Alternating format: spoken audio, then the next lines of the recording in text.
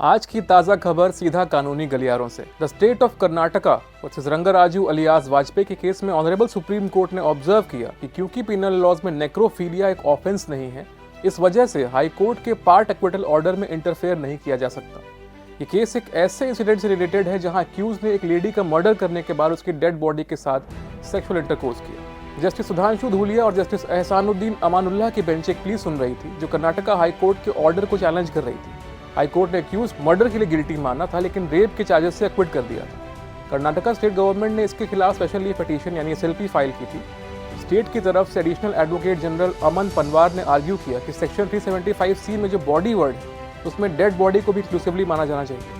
उन्होंने ये भी हाईलाइट किया कि रेप की डेफिनेशन के 7th डिस्क्रिप्शन के अकॉर्डिंग अगर कोई वुमन कंसेंट कम्युनिकेट नहीं कर सकती तो उसे रेप माना जाएगा। तो देखा जाए तो यहाँ भी डेड बॉडी कंसेंट नहीं दे सकती थी, इसी वजह से अक्यूज को रेप के लिए भी दोषी ठहराना चाहिए। लेकिन सुप्रीम कोर्ट ने ये चैलेंज एक्सेप्ट करने से मना कर दिया, ये कहते हुए कि नेक्रोफीलिया IPC के अंडर एक ऑफेंस नहीं है, इस वजह से कोर्ट इंटरफेयर नहीं कर सकता। नोटेबली कर्नाटका हाई कोर्ट की bench including justice B Veerappa और जस्टिस वेंकटेश नाइक T ने अपने जजमेंट में कहा कि अगर किसी डेड बॉडी पर सेक्सुअल असॉल्ट होता है तो उसे IPC सेक्शन 376 रेप के अंडर पनिश नहीं किया जा सकता। हाई कोर्ट ने अक्यूज के रेप चार्ज से एक्विटल को मेंटेन किया जो ट्रायल कोर्ट ने लगाया था। हाई कोर्ट ने ट्रायल कोर्ट के डिसीजन को पार्टली ओवरटर्न कर दिया और रीजन दिया सेक्शन 375 और 377 ऑफ द IPC की केयरफुल रीडिंग करने पर क्लियर होता है कि डेड बॉडी को एक ह्यूमन या पर्सन नहीं कहा जा सकता। इसी वजह से सेक्शन 375 या 377 एप्लीकेबल नहीं होंगे, इसलिए यहाँ IPC सेक्शन 376 के अंडर कोई ऑफेंस कमिट नहीं किया गया है। हाई कोर्ट ने यह भी कहा कि एक डेड बॉडी के साथ सेक्सुअल इंटरकोर्स करना सिर्फ नेक्रोफीलिया है, यानी एक कॉर्प्स के लिए इरोटिक अट्रैक्शन होना।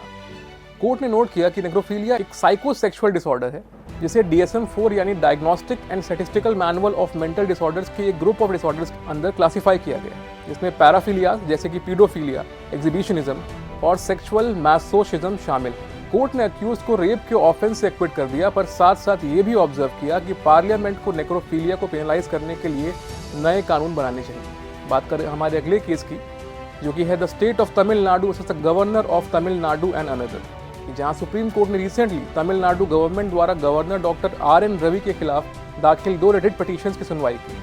ये पिटीशंस गवर्नर द्वारा उन बिल्स पर असेंट ना देने को लेकर दाखिल की गई थी जो 2020 से 2023 के बीच तमिलनाडु लेजिस्लेटिव असेंबली के द्वारा पास किए गए थे।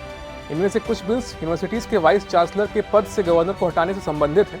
ये बिल्स 13 जनवरी 2020 से 28 अप्रैल 2023 के बीच गवर्नर को असेंट के लिए भेजे गए थे। इसके अलावा कुछ अन्य फाइल्स भी गवर्नर के समक्ष पेंडिंग हैं, जो कि प्रिजनर्स की प्री मैच्योर रिलीज, प्रोसिक्यूशन की सैंक्शन और तमिलनाडु सर्विस कमीशन के सदस्यों की नियुक्ति से जुड़ी है। ये फाइल्स 10 अप्रैल 2022 से 15 मई 2023 के बीच भेजी गई। इवेंट्स की क्रोनोलॉजी के अनुसार 13 नवंबर 2023 को गवर्नर ने 10 बिल्स पर असेंट ना देने की घोषणा की। इसके बाद तमिलनाडु लेजिस्लेटिव असेंबली ने 18 नवंबर 2023 को एक विशेष सत्र बुलाया और उन बिल्स को दोबारा पास किया।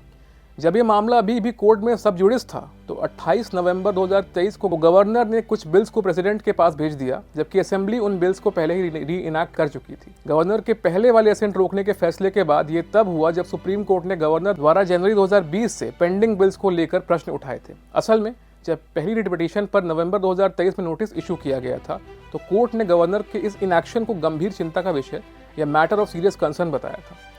जस्टिस JB पार्डीवाला और जस्टिस R महादेवन की बेंच के समक्ष पहली रिट पिटीशन में तमिलनाडु गवर्नमेंट की तरफ से सीनियर एडवोकेट मुकुल रोहतगी और दूसरी रिट पिटीशन में तमिलनाडु गवर्नमेंट की तरफ से senior advocate Abhishek Manu Singhvi present हुए, जिन दोनों ने article 200 of the Indian constitution की व्याख्या पर चर्चा की। सुप्रीम कोर्ट ने हाल ही में PV Krishna Bhatt versus state of Karnataka के केस में इस केस को क्वैश करते हुए कहा कि क्रिमिनल लॉ को हरासमेंट का जरिया ना बनाया जाए। कोर्ट ने यह भी कहा कि ऐसे केसेस को हैंडल करते वक्त कोर्ट्स को बहुत सतर्क रहना चाहिए ताकि लॉ का मिसयूज ना। ये प्रोविजंस महिलाओं को क्रुएल्टी और डाउरी हरासमेंट से बचाने के लिए बनाए गए हैं, लेकिन इनका इस्तेमाल पर्सनल स्कोर सेटल करने या किसी दूसरे अल्टीरियर मोटिव को फुलफिल करने के लिए किया जा रहा है, जो कि नहीं होना चाहिए। बैकग्राउंड ये है कि इस केस में कंप्लेनेंट ने अपने हस्बैंड और इन-लॉज के खिलाफ ये केस फाइल किया था। इसके खिलाफ अपीलेंट्स ने हाई कोर्ट में क्रिमिनल प्रोसीडिंग्स को क्वैश करने की डिमांड भी की थी, लेकिन हाई कोर्ट ने यह कहकर इस रिक्वेस्ट को रिजेक्ट कर दिया कि अपीलेंट्स के खिलाफ क्रुएल्टी और डाउरी डिमांड का प्राइमा फेसाई का केस बनता है। इस वजह से ये मैटर सुप्रीम कोर्ट तक पहुंच गया। जस्टिस विक्रम नाथ और जस्टिस संदीप मेहता की बेंच ने ऑब्जर्व किया कि फैमिली कोर्ट पहले ही अपीलेंट हस्बैंड की डिवोर्स पिटीशन अलाउ कर चुका है। अपने ऑर्डर में फैमिली कोर्ट ने रिकॉर्ड किया था कि कंप्लेनेंट ने हस्बैंड के खिलाफ बिना किसी बेसिस के काफ़ी सारी एलिगेशंस लगाई थी और इसी वजह से उसने हस्बैंड के साथ क्रुएल्टी की। सुप्रीम कोर्ट ने सबमिशंस को देखते हुए ये भी पाया कि इन लॉज के खिलाफ जो एलिगेशंस थी वो काफ़ी जनरल थी और उनमें कोई स्पेसिफिक डिटेल्स नहीं थी। जहाँ तक हस्बैंड के खिलाफ एलिगेशंस की बात है, कोर्ट ने उन्हें वेग और अनसब्सटैंशिएटेड माना। कोर्ट ने ये कहा कि जब तक कोई स्पेसिफिक एलिगेशंस और मटेरियल एविडेंस नहीं होगा तब तक प्राइमा फेसाई कोई केस नहीं बन सकता।